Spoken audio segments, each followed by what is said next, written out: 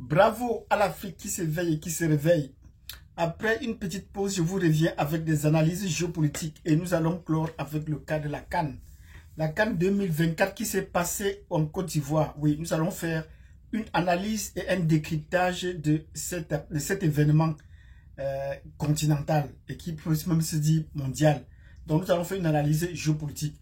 Si vous voulez en savoir davantage sur les analyses géopolitiques que nous allons faire du point de vue sportif, dans une perspective sportive, abonnez-vous si vous n'êtes pas encore abonné.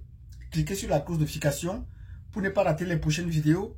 Et n'oubliez pas de partager pour ceux qui sont déjà abonnés. Partagez pour qu'on essaie de voir les autres angles d'analyse géopolitique. Parce que nous ne parlons pas d'autre chose sur cette chaîne que de la politique. Donc si c'est la première fois que vous me voyez, sachez qu'ici nous parlons exclusivement de géopolitique. Et nous faisons les analyses et les décryptages géopolitiques sous tous les angles. Et même sous l'angle du sport. Et ce sera l'objet de cette vidéo. Donc si vous avez fait ce que nous avons demandé, c'est-à-dire vous abonner. Et si vous êtes déjà abonné, partagez. Et si vous n'êtes pas encore abonné, n'oubliez pas de cliquer sur la cloche de notification pour voir les prochaines vidéos. Donc nous allons parler de la CAN 2024 et nous sommes à l'heure du bilan. Le bilan de la CAN, nous allons dire bravo à la Côte d'Ivoire. Et nous allons dire bravo sous plusieurs angles de la Côte d'Ivoire. Ça prendra quelques vidéos, mais essayez de vous installer confortablement parce qu'il y a beaucoup de choses à se mettre sous la dent d'un point de vue géopolitique. Dans cette première vidéo, nous allons donc vous dire bravo d'abord au pays organisateur. Oui, c'est le premier aspect qu'on va voir, le pays organisateur. Donc, en organisant une CAN ou un événement comme la CAN 2024, c'est également un coup de publicité sur le plan géopolitique. Oui, donc la portée géopolitique de l'organisation d'un tel événement n'est plus à démontrer. Mais pour ceux qui veulent en savoir davantage, sachez que la plupart des pays, le sport et la géopolitique vont de pair. Oui, et tout récemment, vous avez vu un combat de boxe qui a eu lieu dans un pays inédit, qui n'est même pas très ouvert aux actualités culturelles ou aux festivités mondaines, l'Arabie Saoudite, qui a organisé des combats de boxe et qui essaie de développer son championnat pour avoir un rayonnement géopolitique sur le plan international. Donc, dans cette même perspective, le fait que la Côte d'Ivoire décide d'organiser la CAN, c'est un grand coup de publicité de faire connaître davantage le pays, d'inviter les touristes à venir visiter le pays. Et également, il y aura des retombées. Et non pas seulement sur le plan financier. Beaucoup de gens vont découvrir la culture, ivoirienne sur tous ces aspects. Donc, il y a beaucoup de visiteurs qui arrivent. Et cela a un grand coup sportif, cela a un grand coup géopolitique et même diplomatique. Parce que là, on s'intéresse à ce qui se passe dans ce pays. Comment est-ce qu'ils sont arrivés à organiser une telle compétition. Donc nous disons bravo à la Côte d'Ivoire pour ce coup géopolitique qu'ils ont pu marquer en Afrique tout entière. Et pourquoi est-ce que nous le disons déjà? Allons dans le concret. C'est d'abord l'organisation. Une CAN à 24, c'était la première fois qu'on organisait une CAN à 24. Et la Côte d'Ivoire l'a organisée de façon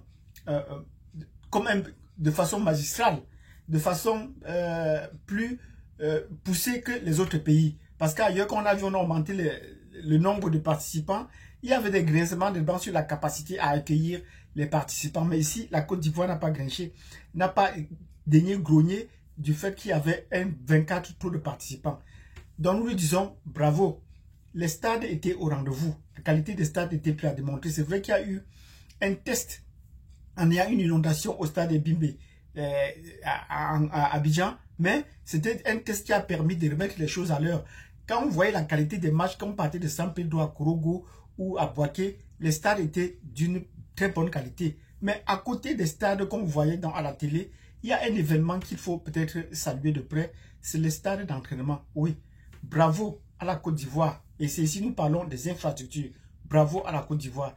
La Côte d'Ivoire, par cet événement, a montré qu'elle était capable d'organiser des grands événements. Et le président de la CAF a bien dit la prochaine Coupe du Monde pourrait être organisée en Côte d'Ivoire, vu la qualité des infrastructures et la quantité des infrastructures sportives qu'elle a pu mettre sur place. Donc, en plus des stades qui étaient officiels pour les matchs, il y avait également 24 stades d'entraînement. C'est une première. Nous disons bravo à la Côte d'Ivoire. Donc, dans plusieurs pays jusque-là, on organisait les CAN, des grands événements, en permettant au stade, le stade d'entraînement d'être alternatif. Ça veut dire qu'une équipe s'entraîne le soir, matin, l'autre le soir. Donc, il y avait un stade pour 2 équipes, voire 3. Mais ici, la Côte d'Ivoire a fait les choses en grand en mettant un stade à la disposition de chaque équipe. Donc, 24 stades d'entraînement.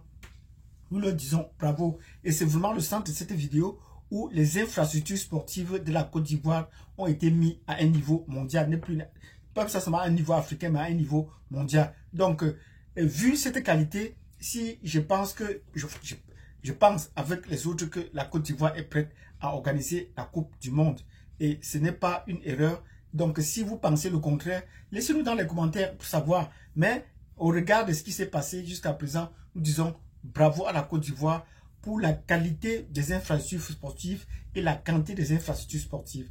Donc, voilà ce qui fait le rayonnement de la Côte d'Ivoire sur le plan maintenant international, sur le plan du sport. Nous allons voir d'autres aspects dans les prochaines vidéos. Donc, si vous avez aimé cette vidéo dans laquelle nous disons bravo à la Côte d'Ivoire pour les infrastructures sportives qu'elle a pu offrir aux pays africains et qu'elle a montré aux yeux du monde qu'elle était capable d'organiser les grands événements, non pas seulement à partir de la cérémonie d'entrée qui était haut en couleur jusqu'à la cérémonie de clôture, nous leur disons bravo. Nous allons revenir dans la prochaine vidéo sur la fièvre que la Côte d'Ivoire nous a fait vivre, le chaud et le froid. Donc, rendez-vous à la prochaine vidéo. N'oubliez pas à nous mettre des pouces, à nous laisser un commentaire et surtout à nous dire si vous pensez que la Côte d'Ivoire est prête pour organiser la prochaine Coupe du Monde en Côte d'Ivoire.